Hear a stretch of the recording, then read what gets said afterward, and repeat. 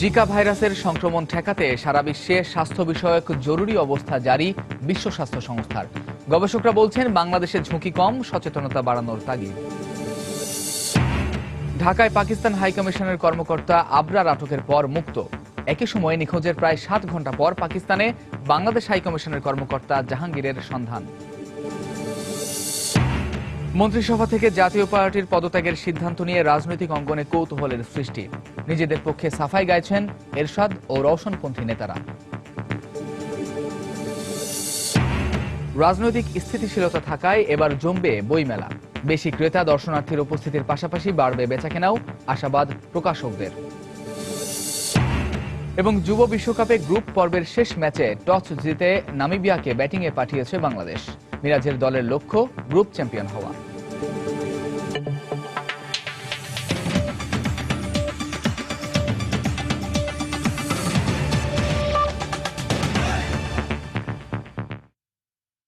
সময় সংবাদের সঙ্গে আছি আমি কামরুজ্জামান মামুন। জিকা ভাইরাসের প্রাদুর্ভাব ঠেকাতে বিশ্বব্যাপী স্বাস্থ্য বিষয়ক জরুরি অবস্থা জারি করেছে বিশ্ব স্বাস্থ্য সংস্থা।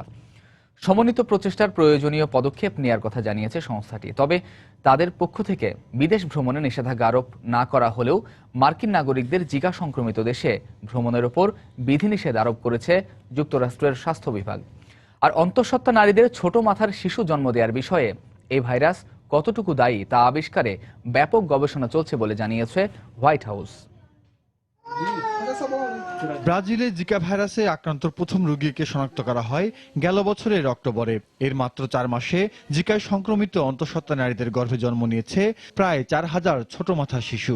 ব্রাজিল ছাড়াও 20টিরও বেশি দেশে ছড়িয়ে পড়েছে এই ভাইরাস। আশঙ্কা করা হচ্ছে আগামী বছরের মধ্যে কেবল আমেরিকা মহাদেশে এই ভাইরাসে আক্রান্ত হতে পারেন 40 লাখ মানুষ। এমন প্রেক্ষাপটে দ্রুত ছড়িয়ে পড়া এই ভাইরাসের প্রাদুর্ভাব ঠেকাতে সোমবার জরুরি বৈঠকে বসে বিশ্ব স্বাস্থ্য সংস্থা। সিদ্ধান্ত আসে সংকট মোকাবেলায় প্রয়োজন সমন্বিত প্রচেষ্টা চালানোর। তারই অংশ হিসেবে বিশ্বব্যাপী স্বাস্থ্য বিষয়ক জরুরি অবস্থা ঘোষণা দেওয়া হলো। সংকট মোকাবেলায় জরুরি অবস্থা ঘোষণা করা হলেও ভ্রমণের ক্ষেত্রে নিষেধাজ্ঞা আরোপের প্রয়োজন নেই। এই মুহূর্তে সবচেয়ে বেশি প্রয়োজন মশার বংশবিস্তার রোধে প্রয়োজনীয় পদক্ষেপ নেওয়া। এর সঙ্গে বিশেষ করে নিরাপদ থাকতে হবে অন্তঃসত্ত্বা নারীদের। মার্কিন অন্তঃসত্ত্বা নারীদের জিকা সংক্রমিত দেশে ভ্রমণের উপর নিষেধাজ্ঞা জারি করেছে যুক্তরাষ্ট্রের জনস্বাস্থ্য বিষয়ক প্রতিষ্ঠান central for disease control and prevention CDC. Zika ভাইরাসের সংক্রমণ প্রতিরোধে মার্কিন স্বাস্থ্য বিভাগ ও প্রশাসনকে সতর্ক থাকার নির্দেশনা দিয়েছে হোয়াইট হাউস।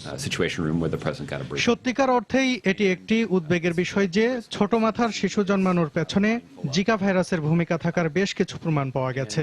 এই ভাইরাসের সঙ্গে বিকৃত মাথার শিশু জন্মলাভের প্রকৃত সম্পর্ক নিরূপণে প্রচুর তথ্য উপাত্ত সংগ্রহ ও গবেষণা কাজ চলছে। জিকা ভাইরাসবাহী এডিস মশার কামড় থেকে বাঁচতে ল্যাটিন আমেরিকার দেশ পেরুর রাজধানী লিমায় বাড়ি বাড়ি ঘুরে জনসাধারণকে সচেতন করার কর্মসূচি হাতে নিয়েছেন দেশটির জনস্বাস্থ্য বিভাগের কর্মকর্তারা। চলছে মশক নিধন কর্মসূচি। জাহিদুর রহমান, সময় সংবাদ। ডেঙ্গুর জীবাণুবাহী এডিস মশাই জিকা ভাইরাস সংক্রমণের জন্য দায়ী। তবে বাংলাদেশে এই রোগের ঝুঁকি কম হলেও এ বিষয়ে যথাযথ গুরুত্ব দেওয়া হচ্ছে বলে জানিয়েছেন আইইডিসিআর এর পরিচালক। আর বিশেষজ্ঞদের মতে জিকা ভাইরাসের আক্রমণ ঠেকাতে দরকার সচেতনতা। দেখুন আমার তৈরি একটি প্রতিবেদন। বিশ্বব্যাপী নতুন এক আতঙ্কের নাম জিকা ভাইরাস। ভাইরাসটির সংক্রমণ ঘটেছে এমন কোন রোগীকে এডিস মশা কামড়ানোর মধ্য দিয়ে এটি স্থানান্তরিত হয়। পরে ওই মশা অন্যদের কামড় দিলে তা ছড়াতে থাকে। তবে সবচেয়ে উদ্বেগজনক যে তথ্যটি উঠে এসেছে তা হলো গর্ভবতী মায়েরা জিকা ভাইরাসে আক্রান্ত হলে শিশুটি মাইক্রোসেফালি বা ছোট আকৃতির মাথা ও ক্ষতিগ্রস্ত ব্রেইন নিয়ে ভূমিষ্ঠ হতে পারে। গত বছর মে মাসে ব্রাজিলে জিকার প্রাদুর্ভাব দেখা যায়। তারপর থেকে এ পর্যন্ত বিশ্বের 20টিরও বেশি দেশে এ ভাইরাসের সংক্রমণ ঘটেছে। এদিকে গত 28 জানুয়ারি বিশ্ব স্বাস্থ্য সংস্থা জানায় ভারত সহ যে কোনো উষ্ণ ও আর্দ্র আবহাওয়ার দেশে ভাইরাসটি ছড়ানোর ঝুঁকি রয়েছে। এমন অবস্থায় স্বভাবতই প্রশ্ন ওঠে বাংলাদেশে জিকা ভাইরাসের ঝুঁকি কেমন। এডিস মশা যেটা দিয়ে এটা ছড়ায় সেটা আছে, কিন্তু যেহেতু জিকা ভাইরাসটা বাংলাদেশে এখনো নেই সেহেতু আমরা এটাকে মনে করছি না যে এখনই আমাদের জন্য এটা অনেক চিন্তার কারণ। ভাইরাসটা বাংলাদেশে আসার ঝুঁকি কতটুকু?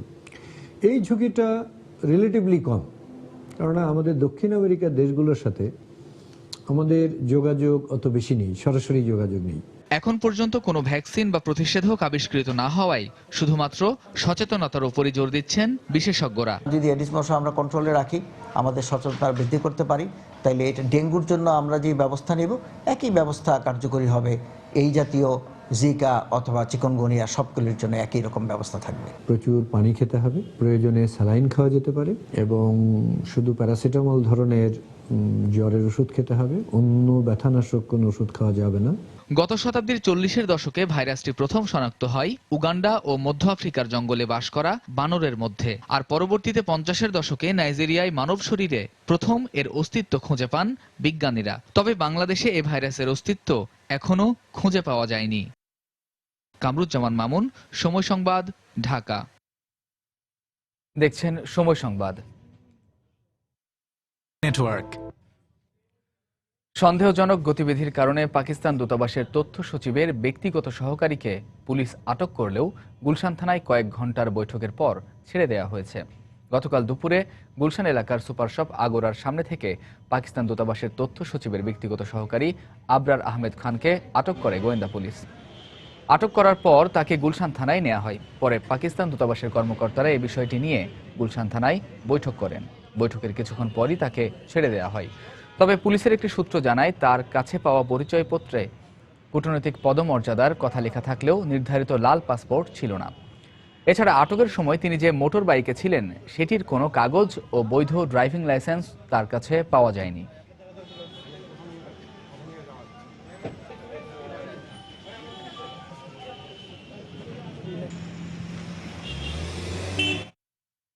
এদিকে প্রায় একই সময়ে গতকাল বিকেল থেকে পাকিস্তানের ইসলামাবাদে বাংলাদেশ হাইকমিশনের প্রেস উইংয়ের ব্যক্তিগত কর্মকর্তা জাহাঙ্গীর হোসেনকে পাওয়া যাচ্ছিল না। প্রায় 7 ঘন্টা পর জাহাঙ্গীরের সন্ধান পাওয়া যায়। তিনি মেয়েকে স্কুল থেকে আনতে যাওয়ার পথে নিখোঁজ হন। এ তথ্য নিশ্চিত করেছে পাকিস্তানে বাংলাদেশের হাইকমিশনার। জাহাঙ্গীর হোসেন গত 4 বছর ধরে পাকিস্তানে আছেন। এ বিষয়ে আমাদের বিস্তারিত জানিয়েছেন পাকিস্তানে প্রবাসী সাংবাদিক মাসকাওয়াত আহসান। সোমবার সন্ধ্যা থেকে নিখোঁজ থাকা ইসলামাবাদে বাংলাদেশ দূতাবাস কর্মী জাহাঙ্গীর হোসেন অক্ষত অবস্থায় ফিরে এসেছেন বলে ইসলামাবাদের কয়েকজন কূটনৈতিক রিপোর্টার জানাচ্ছেন। সন্ধ্যায় একটা কোচিং সেন্টারে মেয়েকে নিতে যাওয়ার কথা ছিল জাহাঙ্গীর হোসেনের, কিন্তু নির্ধারিত সময়ের মধ্যে উনি সেখানে পৌঁছাতে পারেননি। এরপর থেকে তাকে খুঁজে পাওয়া যাচ্ছিল না এবং তার মোবাইল ফোনও বন্ধ ছিল। এখন আইন শৃঙ্খলা রক্ষা বাহিনীকে জানানোর পরই তারা জাহাঙ্গীর হোসেনকে খুঁজতে শুরু করে। নিখোঁজ হবার 7 ঘন্টা পর জাহাঙ্গীর হোসেন ফিরে এসেছেন, কিন্তু উনি কিভাবে নিখোঁজ হলেন বা কিভাবে ফিরে এলেন সে সম্পর্কে বিস্তারিত কিছু এখনো জানা যায়নি। চট্টগ্রামে অধিকাংশ আবাসিক এলাকা অরক্ষিত থাকায় প্রতিনিয়ত ঘটছে খুন, চুরি, ছিনতাইয়ের মতো নানা অপরাধমূলক ঘটনা। তার সঙ্গে জঙ্গিরা আস্তানা গড়ার ক্ষেত্রে নতুন নতুন আবাসিক এলাকাকে টার্গেট করায় দুশ্চিন্তার মধ্যে পড়েছেন বসবাসকারীরা। অবশ্য নাশকতা ও অপরাধ দমনে আবাসিক এলাকাগুলোয় বাড়তি নজরদারি আছে বলে দাবি প্রশাসনের। আশরাফুল আলম মামুনের ছবি নিয়ে আরও জানাচ্ছেন পার্থপ্রতিম বিশ্বাস। নগরীর বাকলিয়া এলাকায় কল্পলোক নামে চট্টগ্রাম উন্নয়ন কর্তৃপক্ষের আবাসিক এলাকায় প্রতিনিয়ত গড়ে উঠছে নতুন নতুন ভবন, কিন্তু এখানে সিডিএর পক্ষ থেকে তদারকি না থাকায় এর মাঝে গড়ে উঠছে বস্তির মতো অবৈধ স্থাপনা। সীমানা প্রাচীর না থাকায় সন্ত্রাসী ও মাদকাসক্তদের আস্তানায় পরিণত হয়েছে এটি। গত 2 বছরে এই আবাসিক এলাকায় খুন হয়েছে অন্তত 4 জন। চালককে অচেতন করে রিকশা ও সিএনজি অটোরিকশা ছিনতাইয়ের মতো ঘটনা ঘটেছে 50টিরও বেশি। একই চিত্র সিডিএ নির্মিত অনন্যা ও চন্দ্রিমা সহ বাকি সব আবাসিক এলাকার। বাহির থেকে পর্যটক দর্শনার্থী আসতে ভয় পায় নিরাপত্তার স্বার্থে। ইয়াবা ব্যবসার আপনার গাজাটিরা আপনার হিরোইনসিরা এখানে ডিস্টার্ব করতেছে। যারা এটা নিয়ন্ত্রণ করে তাদের কাছে আমাদের অনুরোধ থাকবে যে তারা যেন দমনের জন্য যেই প্রচেষ্টা নেওয়া দরকার এটা ব্যবস্থা করে। তবে নতুন আবাসিকের দিকে বিশেষ নিরাপত্তা ব্যবস্থা আছে বলে দাবি পুলিশের এই কর্মকর্তার। গোয়েন্দা নজরদারি করছি। এছাড়া আবাসিক এলাকাগুলোর বিভিন্ন সমিতি আছে, ওই সমিতিদের সাথে আমরা বৈঠক করে তাদেরকে ব্যাপারে আমরা সতর্ক করছি। এদিকে শুধুমাত্র প্লট বুঝিয়ে দিয়ে দায়িত্ব শেষ করেছে সিডিএ। নিরাপত্তার কোনো দায়িত্ব নিতে রাজি নয় এই সংস্থাটি। বরাদ্দ দেওয়ার হলে এই সিডিআর এটা মালিকানা থাকে না। সুতরাং আবাসিক এলাকায় আপনি গিয়ে দেখবেন যার যার সিকিউরিটি সে নিচ্ছে, আর প্রশাসন যেটা আছে তার অত্যন্ত সতর্ক। চট্টগ্রামে সিডিএ নির্মিত আবাসিকের সংখ্যা 6টি।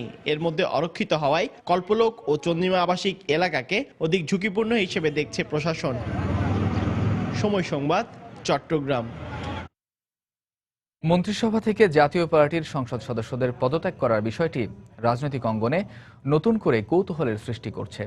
এ ধরনের সিদ্ধান্ত দলকে সঠিক বিরোধী দলের ভূমিকায় রাখবে বলে মনে করছেন দলের এরশাদপন্থী নেতারা। অন্যদিকে রওশনপন্থী নেতারা এটাকে রাজনৈতিক কৌশল বলে দাবি করছেন। আর রাজনৈতিক বিশ্লেষকরা মনে করছেন মন্ত্রিসভা থেকে পদত্যাগ করার সিদ্ধান্ত এরশাদের রাজনৈতিক চতুরতা হলেও সরকারি হস্তক্ষেপ ছাড়া এই সিদ্ধান্ত বাস্তবায়ন সম্ভব নয়। বিস্তারিত তানিন মেহেদির রিপোর্টে। মাননীয় সদস্যবৃন্দ, আওয়ামী লীগ নেতৃত্বাধীন মহাজোটের অধীনে 10ম জাতীয় সংসদ নির্বাচনে অংশ নিয়ে সংসদে বিরোধী দলের ভূমিকা পালন করছে জাতীয় পার্টি। কিন্তু মহাজোট সরকারের থেকে সত্যিকারের বিরোধী দলের ভূমিকা পালন করা যায় না বলে অনেকদিন ধরেই বলে আসছিলেন দলটির চেয়ারম্যান এইচ.এম. এরশাদ এবং বিরোধী দলীয় নেত্রী রওশন এরশাদ। এমন প্রেক্ষাপটে গত রোববার এরশাদের সভাপতিত্বে দলের প্রেসিডিয়াম সদস্যদের বৈঠকে মন্ত্রিসভা থেকে দলের সংসদ সদস্যদের পদত্যাগের ব্যাপারে আলোচনা হলেও কবে নাগাদ এ ব্যাপারে সিদ্ধান্ত নেওয়া হবে সে বিষয়ে কোনো ঘোষণা দেয়া হয়নি। দলের এরশাদপন্থী নেতারা জানান, সত্যিকারের বিরোধী দল হিসেবে পরিচিতি পেতেই মন্ত্রিত্ব ছাড়ার বিষয়টি নিয়ে সিদ্ধান্ত নিতে চাচ্ছেন দলের চেয়ারম্যান। আর বৈঠকে দলের রওশন এরশাদপন্থী নেতারা উপস্থিত না থাকলেও এটাকে অন্তর্কোন্দল বলতে নারাজ তারা। যেহেতু মন্ত্রিপরিষদেও আমাদের সদস্য আছে, কাজেই দুদিকেই আমাদের থাকা অবস্থানটা সাধারণভাবে জনগণ গ্রহণ করতে পারছেন না এবং তাদের চোখে এটা একটা সুবিধাবাদী নীতির মতো মনে হচ্ছে। কার্যকর বিরোধী দলের ভূমিকায় যে শূন্যতা, সেটা পূরণ করার জন্য আমরা মনে করি যে মন্ত্রিপরিষদ থেকে আমাদের সরে আসা বাঞ্ছনীয়। জাতীয় পার্টি কখনো দ্বিধাবিভক্ত হবে না। আমাদের কৌশলটা অন্যান্য রাজনৈতিক দল অনেক সময় বুঝতে পারে না। সমস্ত দায়িত্ব স্যারের উপর দিয়েছেন, এরশাদ সাহেবের উপরে। উনি দায়িত্ব পালন করলেই জাতীয় পার্টি সত্যিকারের বিরোধী দলের ভূমিকা পালন করতে পারবে। এমন পরিস্থিতিতে রাজনৈতিক বিশ্লেষকরা এটাকে এরশাদের রাজনৈতিক চতুরতা বলে মনে করছেন। জাতীয় পার্টির ভেতরের সংকট বড়, কারণ আমরা দেখতে পাচ্ছি যে নেতৃত্বে একটা দ্বিধা বিভক্তি, একদিকে এরশাদ আর একদিকে রওশন এরশাদ। এই বিপদ থেকে উদ্ধার পাওয়ার জন্য এরশাদের চাতুর্যপূর্ণ পদক্ষেপটি হচ্ছে যে এই প্রস্তাবটি বাজারে ছেড়ে দেওয়া। আর সরকার কখনোই চাইবে না যে জাতীয় পার্টি তাদের মন্ত্রিসভা থেকে পদত্যাগ করুক। অবশ্য বিরোধী দল হিসেবে সরকার বিরোধী কোনো আন্দোলন করার পরিকল্পনা জাতীয় পার্টির নেই বলে জানিয়েছেন দলের শীর্ষ নেতারা। তানিন মেহেদি, সময় সংবাদ, ঢাকা। ৭১-এ মানবতা বিরোধী অপরাধের মামলায় নেত্রকোনার ওবায়দুল হক তাহের ও আতাউর রহমান ননির রায় দেয়া হবে আজ। বিচারপতি আনোয়ারুল হকের নেতৃত্বে গঠিত ৩ সদস্যের আন্তর্জাতিক অপরাধ ট্রাইব্যুনাল এ রায় ঘোষণা করবেন। ইতোমধ্যে অভিযুক্ত দুজনকে কারাগার থেকে ট্রাইব্যুনালে নেওয়া হয়েছে। নেত্রকোনার এই দুইজনের বিরুদ্ধে ১৯৭১ সালে অপহরণ, আটকে রেখে নির্যাতন, লুটপাট, অগ্নিসংযোগ সহ ১৫ জনকে হত্যা, ৪০০ থেকে ৪৫০টি দোকান ও বাড়িঘরে লুটপাট, অগ্নিসংযোগ সহ ৬টি মানবতা বিরোধী অপরাধের অভিযোগ রয়েছে। গত ১০ জানুয়ারি এই মামলার সাক্ষ্য গ্রহণ শেষে যে কোনো দিন রায় ঘোষণা করা হবে বলে জানিয়েছিল ট্রাইব্যুনাল। প্রসিকিউশনের দাবি, ৬টি অভিযোগের ৫টি তারা প্রমাণ করতে সক্ষম হয়েছেন। তাই এই মামলার সর্বোচ্চ শাস্তি আশা করছেন প্রসিকিউশন। সময় সংবাদ আরও থাকছে। ৬ শিশুর মৃত্যুর রেশ কাটতে না কাটতেই রাজধানীর সেই ক্লিনিকে আবারও চিকিৎসা অবহেলায় এক শিশুর মৃত্যুর অভিযোগ। একমাত্র সন্তানকে হারিয়ে বাবা মায়ের হাহাকার।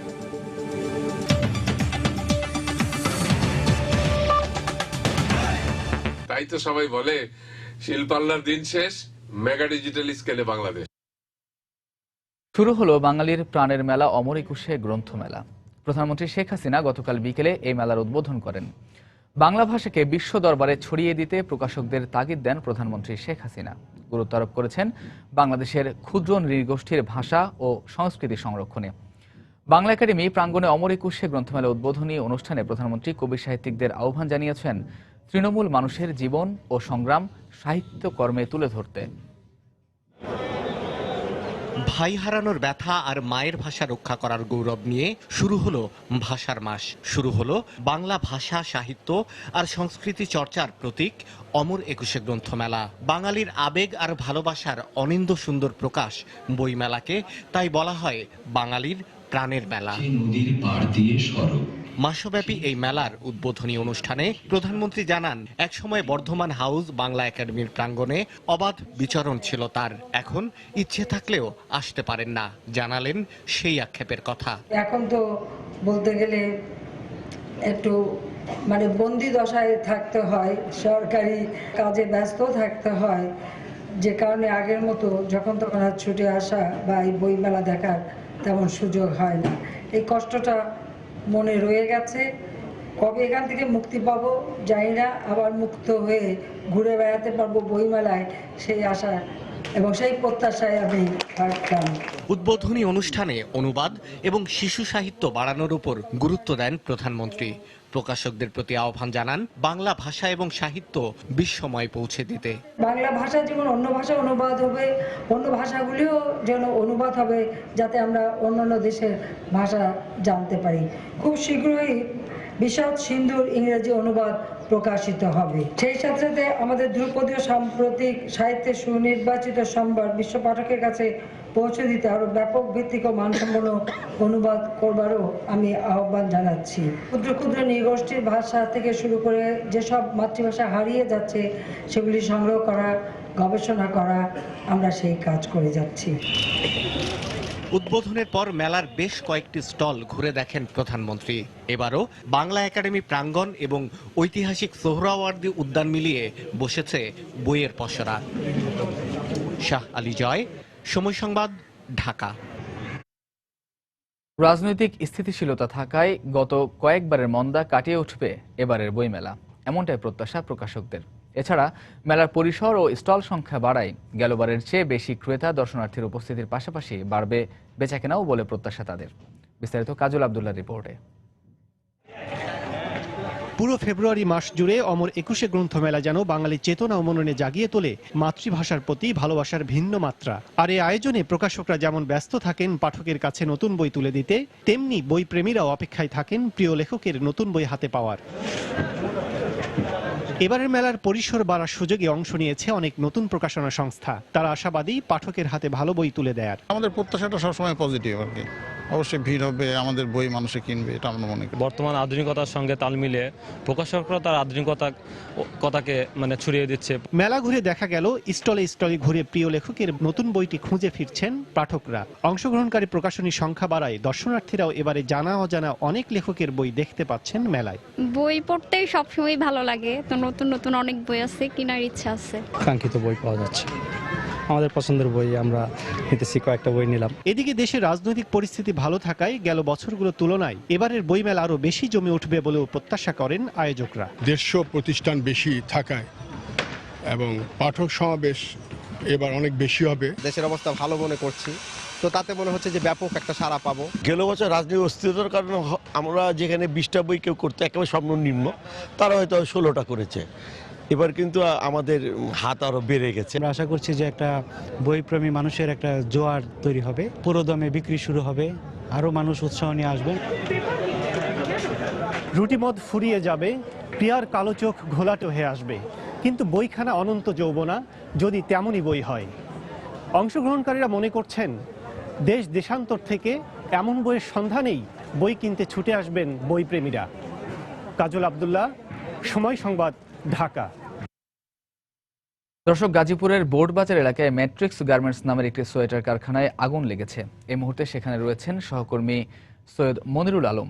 বিস্তারিত জানতে টেলিফোনে কথা বলবো তার সাথে। মনির, আগুনের এখন কি অবস্থা আর ফায়ার সার্ভিসের কতটি ইউনিট এখন কাজ করছে? হ্যাঁ মামুন, আপনি যেমনটি বলছিলেন যে গাজীপুরের সাইনবোর্ড এলাকায় মেট্রো সোয়েটার কারখানায় আগুনের ঘটনা ঘটে সকাল 7:30টার দিকে। তো এখনো পর্যন্ত প্রায় 3 ঘন্টা হয়ে গেল 8টি ইউনিট এখানে কাজ করতেছে নিরলসভাবে, তারপরেও আগুন এখনো নিয়ন্ত্রণে আনা সম্ভব হয়নি। তো এখানে পুলিশ, র্যাব এবং আইন শৃঙ্খলা বাহিনীর বিপুল পরিমাণ সদস্য এখানে কাজ করছেন, কারণ হাজার হাজার দর্শক ঢাকা ময়মনসিংহ মহাসড়কের উপরে অবস্থান নিয়েছে। সেই কারণে ঢাকা ময়মনসিংহ মহাসড়কে এখনো পর্যন্ত যান চলাচল বন্ধ রয়েছে। তো যতটুকু জানতে পেরেছি যে এখনো পর্যন্ত এখানে কোনো হতাহতের ঘটনা ঘটেনি, তবে আমার সামনে 4-5 জন যারা আগুন নিয়ন্ত্রক কর্মী, তারা 4-5 জন সামান্য আহত হয়েছেন, সেটা তেমন বড় নয়। তো আরেকটা জিনিস যেটা জানতে পেরেছি যে ঢাকা থেকে অন্য আরো ইউনিট, পানির সরবরাহকারী ইউনিট যেটা আসার কথা সেটা এখন আসতে পারতেছে না, কারণ ঢাকা ময়মনসিংহ মহাসড়ক এখন বন্ধ রয়েছে। তো আর আরেকটা জিনিস আপনাকে জানিয়ে রাখি, সেটা হলো যে এই আগুনের ঘটনায় এখনো পর্যন্ত যতটুকু জানতে পেরেছি যে আগুন নিবানোর যে পানি দরকার, এখানে এই পানি প্রচুর পরিমাণে পাওয়া যাচ্ছে না। সেই কারণে আগুনটা একটু নিয়ন্ত্রণে আসার পরও আবার দাউ দাউ করে জ্বলে উঠছে। এখনো আমি যেটা দেখছি, আমি সেই কারখানার সামনে দাঁড়িয়ে আছি, দেখছি যে আগুন দাউ দাউ করে জ্বলছে। মামুন। মনির, পরবর্তীতে আরো তথ্য জানবো আপনার কাছ থেকে। দর্শক, গাজীপুর থেকে যোগ দিয়েছিলেন সহকর্মী সৈয়দ মনিরুল আলম, জানাচ্ছিলেন গাজীপুরের একটি সোয়েটার কারখানায় যে আগুন লেগেছে তার খবরাখবর। মার্চে কাউন্সিল সম্পূর্ণ করতে তৃণমূল পর্যায়ে তৎপরতা শুরু করেছে বিএনপি, এমনটা জানিয়েছেন দলটির ভারপ্রাপ্ত মহাসচিব মির্জা ফখরুল ইসলাম আলমগীর। সিঙ্গাপুর থেকে চিকিৎসা শেষে দেশে ফিরে গতকাল সন্ধ্যায় বিমানবন্দরে তিনি একথা জানান। আমরা মার্চে বলেছি আমরা আবার আমাদের স্ট্যান্ডিং কমিটি মিটিং হবে, মিটিংয়ে ডেট সিদ্ধান্ত হবে। জেলাগুলোতে আপনার কাউন্সিল হচ্ছে, আবার সামনে হবে, এবং যেটা প্রাথমিক কাজ সেটা শুরু হয়ে গেছে। কারণ আপনারা জোরালোভাবে চেষ্টা চাচ্ছেন যে মার্চের মধ্যে। জোরালো হবে না, আমরা মার্চের মধ্যে ইনশাল্লাহ করব। চিকিৎসা অবহেলায় এক সপ্তাহে 6 শিশুর মৃত্যুর ঘটনার রেশ কাটতে না কাটতেই রাজধানীর লালমাটিয়ার অভিযুক্ত সেই ক্লিনিকেই চিকিৎসা অবহেলায় মারা গেল আরও এক শিশু। এবারও একই অভিযোগ। এদিকে একমাত্র সন্তানকে বাঁচাতে বসত ভিটা, সহায় সম্বল সবকিছু বিক্রি করে দেয়া বাবা মায়ের সম্বল এখন শুধুই হাহাকার। সন্তানহারা এক মায়ের এ যেন নিঃশব্দ আর্তনাদ। চোখে মুখে তার রাজ্যের বিস্ময়, অবিশ্বাস আর অসহায়ত্বের ছাপ স্পষ্ট। নিউমোনিয়ায় আক্রান্ত 2.5 বছরের ছেলেকে শনিবার উত্তরার একটি হাসপাতালে ভর্তি করান জামালপুরের ইসলামপুর এলাকার হতদরিদ্র জুলিয়া বেগম। সেখান থেকে শিশু হাসপাতালে পাঠানো হলে দালালদের প্ররোচনায় রোববার নিয়ে আসেন লালমাটিয়ার এশিয়ান কার্ডিয়াক হাসপাতালে। জুলিয়া ও তার স্বামীর অভিযোগ, ভর্তির পর থেকেই তাদের কাছে স্পষ্ট হয়ে ওঠে অবহেলার বিষয়টি। শেষমেশ বিয়ের পর 8 বছরের সাধনায় পাওয়া একমাত্র সন্তান মারফতকে সোমবার সন্ধ্যায় হারাতে হয় তাদের। বাড়ি ঘর বিক্রি করে 20,000 টাকা ক্যাশ ধরে হাতে দিয়ে দিছি। আমার বাচ্চাটা তো আপনারা বাঁচান, সাথে কোনো ভালো ডাক্তার নাই, ভালো সিস্টার নাই, ওই কি একটা লেরাবের একটা ডাক্তার আছে। এই ক্লিনিকেই গত বছরের অক্টোবরে এক সপ্তাহে চিকিৎসা অবহেলায় প্রাণ হারায় 6 শিশু। এরপর উচ্চ আদালত ক্লিনিকটি বন্ধের নির্দেশ দেন। আদালতের নির্দেশের স্থগিতাদেশ নিয়ে ক্লিনিকটি পুনরায় চালুর কথা বলা হলেও তার কোনো প্রমাণ দেখাতে পারেনি কর্তৃপক্ষ। পেশেন্ট এক্সপায়ার করার পর যেটা হয়েছে যে বিভিন্ন লোকজন তার সাথে কথা বলে তার সেও পাগল হয়ে গেছে। শিশু মারফতের মৃত্যুর পর টাকা পয়সা দিয়ে বিষয়টি ধামাচাপা দেওয়ার চেষ্টা চালায় ক্লিনিক কর্তৃপক্ষ। পুলিশের উপস্থিতিতে স্থানীয় রাজনীতিকদের মধ্যস্থতায় সোমবার রাতে চলে দফায় দফায় দেন দরবার। আমি সোশ্যাল রিপোর্ট করলাম, প্রস্তুত করলাম বাচ্চার, আমি বাচ্চা লাশ মর্গে প্রেরণ করব, আইনানুগ ব্যবস্থা হবে। পুলিশের এমন আশ্বাসের পর ভোর রাতে একটি অ্যাম্বুলেন্সে করে মারফতের মরদেহ পাঠানো হয় জামালপুরে। সালাউদ্দিন সুমন, সময় সংবাদ, ঢাকা। উন্নত জীবনের স্বপ্নে প্রায় 9 মাস আগে সাগর পথে মালয়েশিয়ার উদ্দেশ্যে ঘর ছাড়েন বগুড়া ও জয়পুরহাটের 6 যুবক। স্থানীয় দালালরা তাদের পরিবারের কাছ থেকে লাখ লাখ টাকা নিলেও দীর্ঘদিন ধরে কোনো খোঁজ দিতে পারেনি।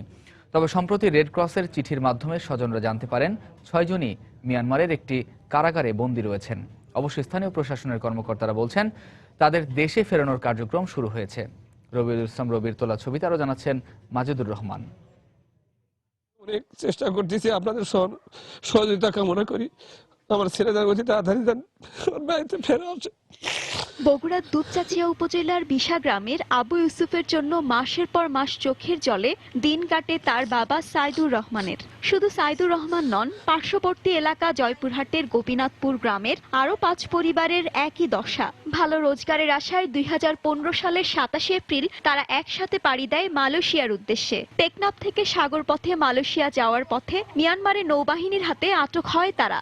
6 মাস পর পরিবারগুলো জানতে পারেন রাখাইন স্টেটের সিটওয়ে কারাগারে আটক রয়েছে তারা। 10 মাস হচ্ছে স্বামীর কাছে 2টা জামাইয়ের পাতত ভাত দিতে পারি। আমি কিভাবে কাটাই? আমরা চাই আমার আব্বা বাড়িতে ফিরে আসুক তাড়াতাড়ি। বিশা গ্রামের শফিকুল জানায় স্থানীয় দালাল আমির হোসেন ও বাহাজুলের মাধ্যমে কক্সবাজার হয়ে সাগর পথে মালয়েশিয়ায় পাড়ি জমায় সে সহ 116 জন। পথে থাইল্যান্ডের একটি পাহাড়ে তুলে দালালরা অমানবিক নির্যাতন করে তাদের। তবে বিকাশের মাধ্যমে 2 লাখ টাকা দিয়ে সেখান থেকে জীবন নিয়ে ফিরে আসে শফিকুল। মারধর করেছে, টেকা লিছে, কলার পাতা কাঁকড়া, জীবন বাঁচানোর জন্য আর কি, যাই যেটা খাদ্যকার খাচ্ছে। ঘটনার সত্যতা জানতে আমির হোসেনের ব্যবসা প্রতিষ্ঠান জয়পুরহাটের ফুলদিঘি বাজারে গেলে সময় সংবাদের ক্যামেরা দেখে আগেই পালিয়ে যান তিনি। তবে মোবাইলে জানান ব্যস্ত আছেন, পরে কথা হবে। আপনার মাধ্যমে যে মালয়েশিয়া নিয়ে গেছিলেন তাদের কি অবস্থা কি এখন? না ওরা তো কোনো সমস্যা নাই, এটা আলাদা আছে ভাই, পরে কথা বলবো না সঙ্গে। এদিকে স্বজনদের আবেদনের প্রেক্ষিতে মিয়ানমারের কারাগারে আটকদের ফিরিয়ে আনতে ব্যবস্থা নিচ্ছে প্রশাসন। আমরা সরকারিভাবে যে করণীয়গুলো আছে সেগুলো আমরা করে যাচ্ছি। তা আমি আশাবাদ ব্যক্ত করছি যে খুব শীঘ্রই তারা মাতৃভূমিতে ফিরে আসবে। স্থানীয় দালাল আমিন বাহাজুল সহ নারায়ণগঞ্জ, চট্টগ্রাম, কক্সবাজার ও টেকনাফের 22 দালাল চক্র সমুদ্রপথে মানব পাচারের সাথে জড়িত। সময় সংবাদ, বগুড়া। সময় সংবাদ আরো থাকছে। নিউ ইয়র্কে শ্রমিকদের ন্যূনতম মজুরি ঘন্টায় $15 বাস্তবায়নের পক্ষে লড়াইয়ের ঘোষণা গভর্নরের। এই মজুরি যথেষ্ট নয় বলছেন প্রবাসী বাঙালিরা।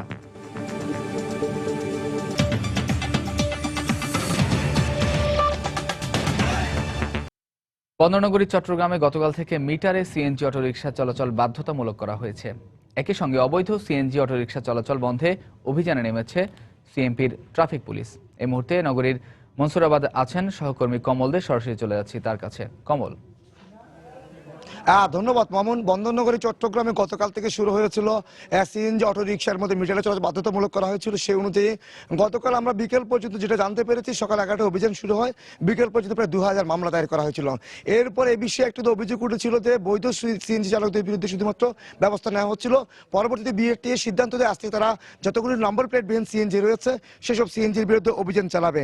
এরই অংশ হিসেবে সকাল থেকে শুরু হয়েছে এই অভিযান। এই অভিযানে এখন পর্যন্ত আমরা যতটুকু জানতে পেরেছি, প্রথম 1 ঘন্টা প্রায় 250 সিএনজি আটক করা হয়েছে, যেগুলো কোনো নম্বর প্লেট নেই।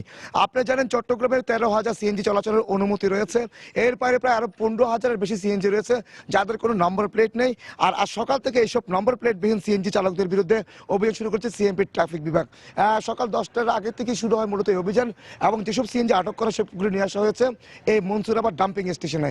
এই স্কিল অভিযান নিয়ে আমরা কথা বলবো পুলিশের ট্রাফিক বিভাগের ইন্সপেক্টর মোশারফ সাহেব হোসেন সিস্টেম। আপনাদের অভিযানটা কেন চালানো হচ্ছে এবং এখন পর্যন্ত কি পরিমাণ সিএনজি আটক করা হয়েছে? দেখুন, নাম্বারবিহীন এই সিএনজি বেবি ট্যাক্সি 3 হুইলার যেগুলি চলতেছিল ইলিগেল, একটা কোর্টের একটা রায়ের আপিলের মাধ্যমে, রিটের মাধ্যমে এটা চলতেছিল। তো সরকার সিদ্ধান্ত নিয়েছে, আপিলের ডিভিশন থেকে রায়টা এইভাবে আসছে, এই গাড়িগুলি আর চলতে পারবে না আনরেজিস্টার। তো এরই ইসের উপরে ভিত্তি করে আমরা সকাল থেকে অভিযান শুরু করেছি। এই পর্যন্ত আমরা আনুমানিক 250-র মতো এই সিএনজি 3 হুইলার আটক করেছি। এই অভিযান আমাদের অব্যাহত থাকবে। ধন্যবাদ। আমরা কথা বলছিলাম পরিদর্শক ট্রাফিক বিভাগের মোশাররফ হোসেনের সাথে। তিনি আমাদেরকে জানিয়েছেন এখন পর্যন্ত প্রায় 250 সিএনজি আটক করা হয়েছে। আপনারা জানেন যে চট্টগ্রামে যে 13,000 সিএনজির পাশাপাশি কিন্তু আরো প্রায় 15,000 অবৈধ সিএনজি চলাচল করতো। এইসব সিএনজি কোনো নাম্বার প্লেট ছিল না। আর এর প্রেক্ষিতে কিন্তু এটা যে একটা উচ্চ আদালত একটি রিটের মাধ্যমে মূলত তারা এই চলাচলের অনুমতিটা পেয়েছিল। এর মধ্যে তাদের কিন্তু লাইসেন্স বা টোকেন বা অন্য কোনো যে সরকারি সিস্টেমগুলো সেরকম নেওয়া হয়নি। এর প্রেক্ষিতে বিআরটিএ যেহেতু পরবর্তী রিট খারিজ হয়ে যায় এবং হাইকোর্ট রিট খারিজ হওয়ার পরে অভিযান আজকে থেকে শুরু হয়েছে। তবে এক্ষেত্রে যারা সিএনজি চালক রয়েছেন তারা বলছেন তারা আগে থেকে জানতেন না আজকে যে সিএনজি চলাচল বন্ধ করে দেবে, সিএনজি আটক করা হবে, এবং তারা সকালে যখন যাত্রী নিয়ে বের হন রাস্তার মধ্যে তারপরে তাদেরকে আটক করে মূলত নিয়ে আসা হয়েছে ডাম্পিং স্টেশনে। এই ধরনের লাইন ধরে আমরা দেখেছি, কিন্তু যেসব সিএনজি নগরের বিভিন্ন স্থান থেকে আটক করা হচ্ছে এবং আটকের পরে পর্যায়ক্রমে এইসব সিএনজি নিয়ে আসা হচ্ছে এই নগরের মনসুরাবাদ আবাসিক এলাকা, মনসুরাবাদ যে এলাকা সেখানে ডাম্পিং স্টেশনের মধ্যে এরকম লাইন ধরে সারিবদ্ধভাবে সব সিএনজি রাখা হয়েছে।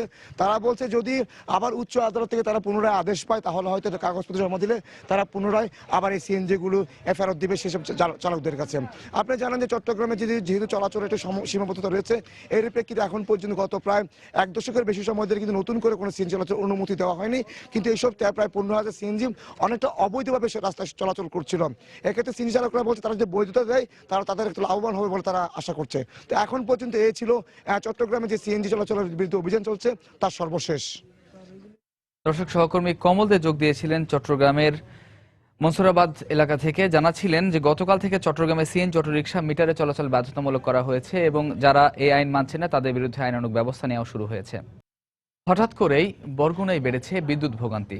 গত 1 সপ্তাহ ধরে দিন ও রাতে ঘন্টার পর ঘন্টা থাকছে না বিদ্যুৎ সরবরাহ। এ অবস্থায় চরম দুর্ভোগে পড়েছে এসএসসি পরীক্ষার্থীরা। অবশ্য বিদ্যুৎ বিভাগ বলছে লোডশেডিং নয়, বিদ্যুৎ লাইনের সমস্যা হওয়ায় অনিচ্ছাকৃতভাবে এ সমস্যার সৃষ্টি হয়েছে। এসএম সিফাতের তোলা ছবিতে এম এ আজিমের রিপোর্ট। এসএসসি পরীক্ষার্থী বর্ষা সন্ধ্যা থেকে বিদ্যুৎ না থাকায় মোমের আলোয় প্রস্তুতি নিচ্ছে পরীক্ষার। শীতে বিদ্যুতের চাহিদা কম থাকলেও বরগুনায় বেশ কিছুদিন ধরে ঘন্টার পর ঘন্টা থাকছে না বিদ্যুৎ। তাই চলমান এসএসসি পরীক্ষার প্রস্তুতি নিয়ে ভোগান্তিতে পড়েছে পরীক্ষার্থীরা। সকালে বিদ্যুৎ থাকে না, আবার রাত্রেও থাকে না, তো আমাদের বিদ্যুৎ চলে গেলে তো মন জ্বলে পড়তে হয়। বিদ্যুৎ ঘন ঘন যায় এবং টাইমিংটাও বেশি, 6-7 ঘন্টা বা 4-5 ঘন্টা এরকম করে সব সময়ই থাকে, মানে থাকে না। এদিকে শীতের মধ্যেও বিদ্যুতের এমন পরিস্থিতিতে উদ্বিগ্ন সাধারণ মানুষ।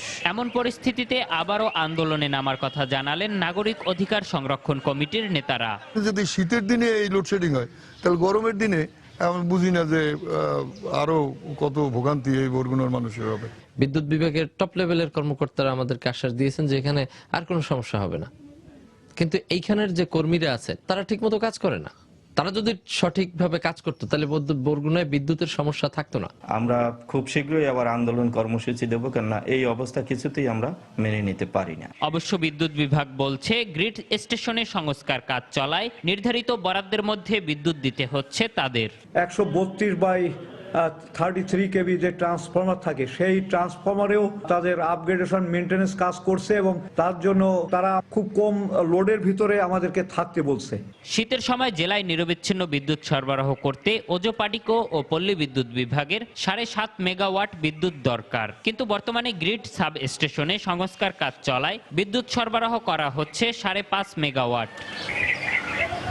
এম এ আজিম, সময় সংবাদ, বরগুনা। নিউ ইয়র্কে ফাস্টফুড প্রতিষ্ঠানে কর্মরত শ্রমিকদের ন্যূনতম মজুরি প্রতি ঘন্টায় $15 ঘোষণা দিয়ে সব কাজের জন্যই এ মজুরি বাস্তবায়নের পক্ষে প্রয়োজনে লড়াইয়ে নামার ঘোষণা দিয়েছেন রাজ্যের গভর্নর অ্যান্ড্রু কুমো। আর এ উদ্যোগের প্রতি সমর্থন জানিয়ে বারাক ওবামার ক্ষমতার মেয়াদ শেষ হওয়ার আগেই যুক্তরাষ্ট্রে শ্রমিকদের মজুরি বাড়ানোর বন্ধ্যাত্বতা স্থায়ীভাবে দূর করার অঙ্গীকার করেছেন মার্কিন ভাইস প্রেসিডেন্ট জো বাইডেন। এদিকে নিউ ইয়র্কের জীবনযাত্রায় ঘন্টায় $15 মজুরিও যথেষ্ট নয় বলে জানিয়েছেন প্রবাসী বাঙালিরা। নিউ ইয়র্ক থেকে শিয়াবুদ্দিন কিসলুর পাঠানো তথ্য ছবি নিয়ে ডেস্ক রিপোর্ট। নিউ ইয়র্কে 2002 সাল থেকে মজুরি বৃদ্ধির আন্দোলন করে আসছে বিভিন্ন শ্রমিক সংগঠন। অবশেষে শুক্রবার New York State Department of Labor 1,50,000-এরও বেশি ফাস্টফুড শ্রমিকের ন্যূনতম মজুরি $15 করার সিদ্ধান্ত গ্রহণ করে। কেবল ফাস্টফুড নয়, অর্থনৈতিক ন্যায্যতা নিশ্চিত করতে বেসরকারি প্রতিটি ক্ষেত্রে ন্যূনতম মজুরি $15 করতে সব ধরনের চেষ্টা চালিয়ে যাবার ঘোষণা দেন নিউ ইয়র্কের গভর্নর। শ্রমিকদের মজুরি নিয়ে গেল কয়েক দশক থেকে বৈষম্য চলে আসছে। নিউ ইয়র্কের শ্রম বিভাগ ফাস্টফুড শ্রমিকদের মজুরি বৃদ্ধির ব্যাপারে এ সংক্রান্ত বোর্ডে সুপারিশ গ্রহণ করেছে। এর মাধ্যমে আমরা এক্ষেত্রে এক ধাপ এগিয়ে গেলাম। আমরা সব শ্রমিকের মজুরি প্রতি ঘন্টায় $15 করার প্রস্তাব করছি। এর বাস্তবায়নে প্রয়োজনে যুদ্ধে নামার ঘোষণা করছি। নিউ ইয়র্কের গভর্নরের এই প্রস্তাবকে সমর্থন করেন যুক্তরাষ্ট্রের ভাইস প্রেসিডেন্ট জো বাইডেন। পাশাপাশি মজুরি সমস্যার স্থায়ী সমাধানের অঙ্গীকার করেন তিনি। মজুরি বৃদ্ধি দেশের অর্থনৈতিক উন্নয়ন নিশ্চিত করবে বলেও মন্তব্য করেন বাইডেন। শুধু নিউ ইয়র্কে নয়, সব রাজ্যেই আমরা মজুরি বৃদ্ধির চেষ্টা করছি। যুক্তরাষ্ট্রের অর্থনীতির গতি বাড়ছে, কিন্তু মধ্যবিত্তের মজুরি একই জায়গায় থেমে আছে। প্রেসিডেন্ট ওবামা হোয়াইট হাউস ছেড়ে যাওয়ার আগেই মজুরি সমস্যার সমাধান করতে চাই আমরা। এদিকে ন্যূনতম মজুরি $15ও যথেষ্ট নয় বলে মনে করেন প্রবাসী বাঙালিরা। এছাড়া জীবনযাত্রার ব্যয় বৃদ্ধির সঙ্গে আয়করও বাড়তি বোঝা বলে জানান তারা। আপনি 1 টাকা ফাঁকি দিতে পারবেন না, 25 পয়সা পর্যন্ত ফাঁকি দিতে পারবেন না, আপনাকে ট্যাক্স দিতেই হবে। আগে ট্যাক্স কাটতো $30 পার উইক, এখন ট্যাক্স কাটে পার উইক $60। যেটা বাড়লো সেটাই চলে গেল। নিউ ইয়র্কের জীবনযাত্রার সাথে যেরকম ব্যয়বহুলতা সবকিছু বেড়েছে, খাবারের দ্রব্যমূল্য বা জামা কাপড় বলেন সবকিছুর মধ্যেই, এটা আসলে হচ্ছে না। আয় থেকে আমাদের ব্যয় বেশি নিউ ইয়র্কে, সো আমাদের অবশ্যই উচিত $15 আওয়ার করার। আর ডাঙ্কিন ডোনাটে এখন $10.50 করে hour is not enough for all people.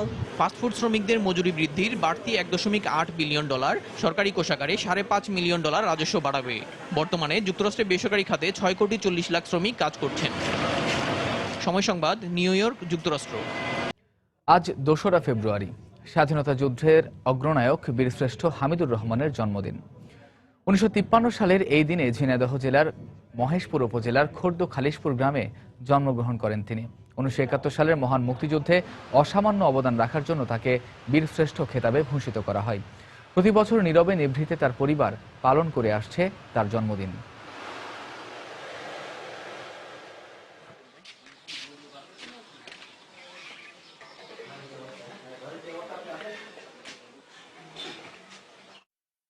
বীরশ্রেষ্ঠ হামিদুর রহমানের গ্রাম বাড়ি তার নামে করা হবে, কিন্তু দুঃখের বিষয় আজও সরকারিভাবে এটা গেজেট হয়নি। তার জন্ম এবং মৃত্যুবার্ষিকীটাও ঠিকমতো পালন হয় না, যদিও হয়ে থাকে সেটা নিজ উদ্যোগে। বাড়ির অবস্থা খুব খারাপ, যাতে বাড়িটা করে দেয় তাই। আর জন্মদিন আর মৃত্যুদিন এই দুটো একটু ভালো করে পালন করতে। জমে উঠেছে কলকাতার আন্তর্জাতিক বইমেলা। আজ মঙ্গলবার মেলার ৭ম দিন। গেল ২ বছর ধরে ২রা ফেব্রুয়ারি বইমেলায় বাংলাদেশ দিবস উদযাপন করে আসছে বুল লেসলার্স অ্যান্ড পাবলিশার্স গিল্ড। আর এ কারণে বাংলাদেশ দিবসের আগে থেকেই মেলায় বাংলাদেশের প্যাভিলিয়নে ভিড় বেড়ে যায়। এবারও তার ব্যতিক্রম হয়নি। কলকাতা থেকে সুব্রত আচার্যের পাঠানো তথ্য ছবি নিয়ে ডেস্ক রিপোর্ট। ৪০তম কলকাতার আন্তর্জাতিক বই মেলায় এবার বাংলাদেশ প্যাভিলিয়ন দেয়া হয়েছে বাংলার বাংলা একাডেমি বর্ধমান হাউসের আদলে। সোমবার ছিল মেলার ৬ষ্ঠ দিন। ১০ দিনের এই মেলার আর মাত্র ৪ দিন বাকি, তাই শেষ মুহূর্তে বাংলাদেশ প্যাভিলিয়নে বইপ্রেমীদের ভিড় দেখা গেল। কলকাতা বই মেলায় এবারও হুমায়ুন আহমেদের বই ভালো বিক্রি হচ্ছে, তবে এই বিক্রির তালিকায় শীর্ষে রয়েছেন ইমদাদুল হক মিলনের বই। এখনো হুমায়ুন আহমেদের জনপ্রিয়। হুমায়ুন আহমেদ ছাড়া আর কোন কোন লেখকের লেখা বই? ইমদাদুল হক মিলন এবং জাফর ইকবালের কিছু বই চাই, এবং আল মাহমুদের বই চলে। গল্প, উপন্যাস, বাংলাদেশের ইতিহাস ও সংস্কৃতির বই ছাড়াও কলকাতার একটি বড় পাঠক রয়েছে ইসলামী বইয়ের বাংলা অনুবাদ শীর্ষক বইয়ের। আর সে কারণে কলকাতার বাংলাদেশের প্যাভিলিয়নে ঢুকে ইসলামী ফাউন্ডেশনের বই কিনতে ভিড় জমাচ্ছেন কচিকাঁচা থেকে বৃদ্ধ অনেকেই। সাবলীল বাংলা ভাষায় লেখে, যেটা আমরা ইসলামকে জানতে চাইলে খুব ভালোভাবে জানতে পারি, এটাই আর কি। আর সবসময় তো বাংলাদেশে যাওয়া হয়ে ওঠে না, ফলে আমরা খুব সহজে পেয়ে যাচ্ছি এখান থেকে। কলকাতার বইমেলায় আজ বাংলাদেশ দিবস। দুপুরে বাংলার প্রাঙ্গণে এই দিবস উপলক্ষে নানা আয়োজনে সাজিয়েছে আয়োজক publishers and book sellers guild. বাংলাদেশের সংস্কৃতি বিষয়ক মন্ত্রী আসাদুজ্জামান নূর সহ বাংলাদেশের বেশ কয়েকজন মন্ত্রী আজ কলকাতায় বাংলাদেশ দিবসে যোগ দেবেন। সময় সংবাদ, কলকাতা। আইসিসি অনূর্ধ্ব-১৯ বিশ্বকাপের খবর। গ্রুপ চ্যাম্পিয়ন হওয়ার লক্ষ্য নিয়ে নামিবিয়ার বিপক্ষে লড়ছেন বাংলাদেশের যুবারা। কুয়াশার কারণে টস জিতে প্রথমে ফিল্ডিংয়ের সিদ্ধান্ত নেয় মেহেদী হাসান মিরাজ। শুরুতে ব্যাটিংয়ে নেমে স্বাগতিকদের বোলিং তোপে বিপর্যয়ে পড়ে সফরকারীরা। শেষ খবর পাওয়া পর্যন্ত নামিবিয়ার সংগ্রহ ৭ উইকেটে ৫৯ রান। ম্যাচের শুরুতেই হোঁচট খান নামিবিয়ান যুবারা। দলীয় ৬ রানে সাইফুদ্দিনের বলে নাজমুল হাসান শান্তর হাতে ক্যাচ তুলে দিয়ে সাজঘরে ফেরেন নামিবিয়ান ওপেনার লাফতি। এরপর নিকো দাভিনকে সঙ্গ দিতে নেমে রানের খাতা খোলার আগেই ফিরে যান অধিনায়ক জেন গ্রিন। পরে দাভিন আর লোহান জুটি গড়ার চেষ্টা করেও ব্যর্থ হন। ইয়াং টাইগারদের বোলিং তোপে দলীয় ৩৭ রানে টপ অর্ডারের ৩ ব্যাটসম্যানকে হারিয়ে বিপর্যয়ে পড়ে নামিবিয়া। প্রতিপক্ষকে ঘুরে দাঁড়ানোর সুযোগ না দিয়ে দলীয় ৪২ রানে ভ্যান লিঙ্গেনকে এলবিডব্লিউ এর ফাঁদে ফেলেন অধিনায়ক মিরাজ। আর সেই সঙ্গে যুব ওয়ানডের ক্যারিয়ারে ৭৩টি উইকেট শিকার করে পাকিস্তানের ইমাদের সর্বোচ্চ উইকেট নেয়ার রেকর্ড স্পর্শ করেন বাংলাদেশের মিরাজ।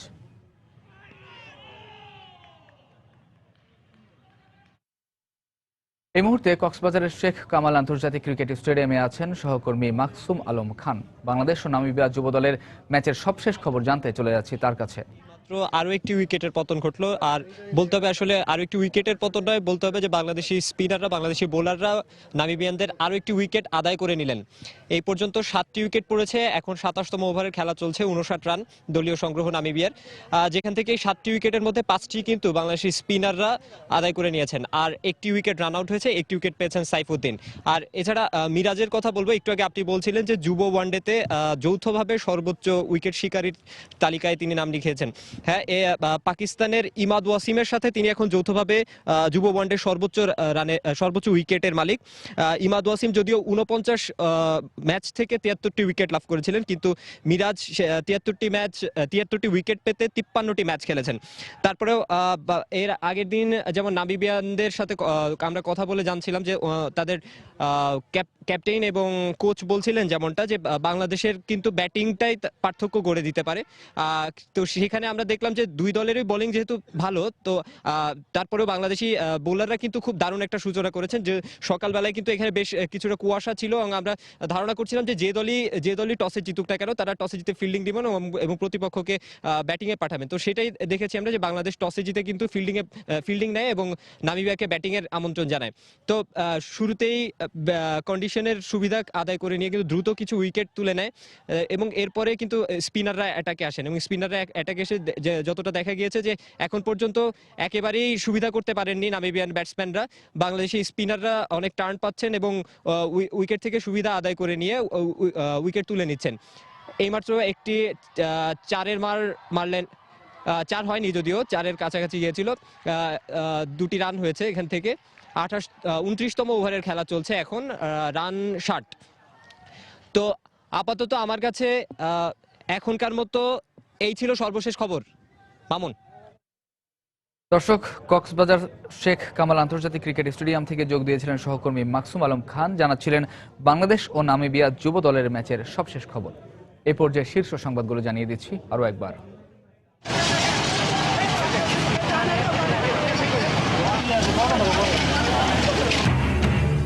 গাজীপুরের বোর্ড বাজারে সোয়েটার কারখানায় ভয়াবহ আগুন, নিয়ন্ত্রণে কাজ করছে ফায়ার সার্ভিসের 12টি ইউনিট। জিকা ভাইরাসের সংক্রমণ ঠেকাতে সারা বিশ্বে জরুরি অবস্থা জারি বিশ্ব স্বাস্থ্য সংস্থার। গবেষকরা বলছেন বাংলাদেশে ঝুঁকি কম, সচেতনতা বাড়ানোর তাগিদ। ঢাকায় পাকিস্তান হাইকমিশনের কর্মকর্তা আবরার আটকের পর মুক্ত। একই সময়ে নিখোঁজের প্রায় 7 ঘন্টা পর পাকিস্তানে বাংলাদেশ হাইকমিশনের কর্মকর্তা জাহাঙ্গীরের সন্ধান। মন্ত্রিসভা থেকে জাতীয় পার্টির পদত্যাগের সিদ্ধান্ত নিয়ে রাজনৈতিক অঙ্গনে কৌতূহলের সৃষ্টি। নিজেদের পক্ষে সাফাই গাইছেন এরশাদ ও রওশনপন্থী নেতারা। এবং যুব বিশ্বকাপে গ্রুপ পর্বের শেষ ম্যাচে বাংলাদেশি বোলারদের তোপের মুখে নামিবিয়া। মিরাজের দলের লক্ষ্য গ্রুপ চ্যাম্পিয়ন হওয়া। এই ছিল এখনকার মতো। যে কোনো খবর পেতে ভিজিট করুন সময়নিউজ.tv। যে কোনো বাংলা লিংক, রবি ও সিটিসেল নম্বর থেকে সময় সংবাদের খবর, অনুষ্ঠান সম্পর্কে জানতে এবং যে কোনো তথ্য সময় সংবাদকে জানাতে ডায়াল করুন 16242 নম্বরে। এছাড়া এইমাত্র পাওয়া খবর আপনার মোবাইলে পেতে SMS করুন SN লিখে পাঠিয়ে দিন 16242 নম্বরে। সঙ্গে থাকুন সময়।